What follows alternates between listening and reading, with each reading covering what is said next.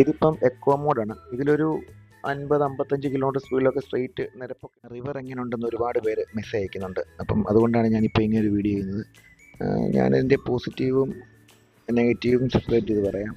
മൊത്തത്തിൽ നോക്കുവാണെങ്കിൽ വണ്ടി ഓക്കെയാണ്. പിന്നെ അതിൻ്റെ പോസിറ്റീവ് സൈഡ് എന്ന് പറഞ്ഞാൽ ഇവർ പറയുന്ന SUV space utility vehicle space ഓക്കെയാണ്. കാരണം നമ്മുടെ സീറ്റിൻ്റെ ഇടയിൽ നല്ല സ്പേസ് ഉണ്ട്. അതുപോലെ ഫ്രണ്ടിൽ ഗ്ലോ ബോക്സിൽ ഒരുപാട് സാധനങ്ങൾ വയ്ക്കാം. ഏകദേശം ഞാനിപ്പം എനിക്ക് തോന്നുന്നു ഒരു സൂപ്പർ മാർക്കറ്റിൽ പോകുന്ന എല്ലാം ഇതും കൊണ്ടാവും. ഒരു സൂപ്പർ മാർക്കറ്റ് മുഴുവൻ എനിക്ക് പോലും സ്പേസ് ഒക്കെ അടിപൊളിയാണ്.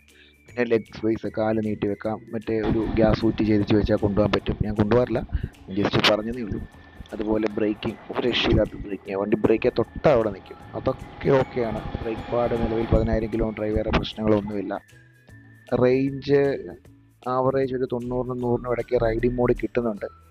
അത് പോസിറ്റീവാണ്. പക്ഷേ അതിനൊരു നെഗറ്റീവ് ഉണ്ട്, അത് ഞാൻ പുറകെ പറയാം. 3 റൈഡ് മോഡ് വരുന്നുണ്ട്: എക്കോയ്, റൈഡ്, റഷ്.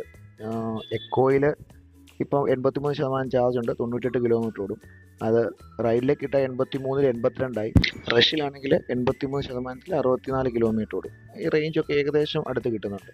നമ്മൾ റണ്ണിങ്ങിൽ ബ്രേക്കിൽ നിന്ന് കൈയെടുക്കുമ്പോഴേ ഓട്ടോമാറ്റിക്കലി റീജനറേഷൻ വർക്ക് ചെയ്യും.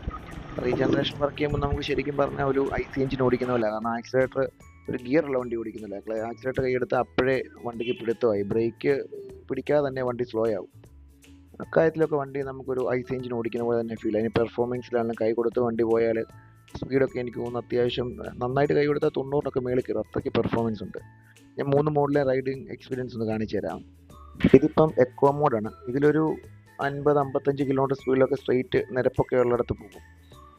കയറ്റങ്ങളൊന്നും ഇല്ലാത്തവർക്കാണെങ്കിൽ ഈ മൂഡ് മതി. പക്ഷേ കയറ്റം കയറുന്നതനുസരിച്ച് സ്പീഡ് കുറയും. ഇപ്പോൾ ചെറിയ സ്ലോപ്പ് വന്നപ്പോൾ കണ്ടോ പുറകോട്ട് വരും. ഇപ്പം നല്ല കയറ്റമാണെങ്കിൽ ഇതൊരു 10-20 കിലോമീറ്റർ സ്പീഡിലൊക്കെ പോകത്തുള്ളൂ. അന്നേരം കയറി പൊക്കോളും.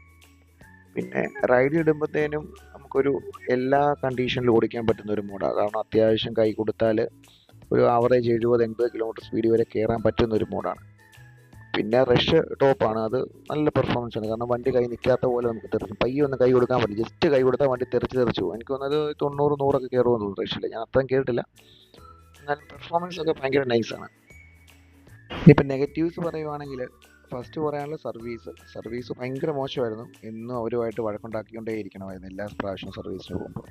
പിന്നുള്ളത് ഫ്രണ്ട് സസ്പെൻഷൻ ഭയങ്കര ഹാർഡാണ്. ഇപ്പം ഇങ്ങനെയുള്ള റബ്ബറൈസ്ഡ് അല്ലാത്ത റോഡിൽ കൂടെ പോവുകയാണെങ്കിൽ നമ്മുടെ കൈ സഹിതം വിറച്ചുകൊണ്ടിരിക്കും. മൊബൈലൊക്കെ ഒരു ഹോൾഡർ വെച്ചാൽ മൊബൈൽ ചാടിപ്പോൾ അതുപോലെ പറയാം. അത് ഈ ഹൈവേയിലൊന്നും ഓടുന്നവർക്ക് അത് അറിയത്തില്ല.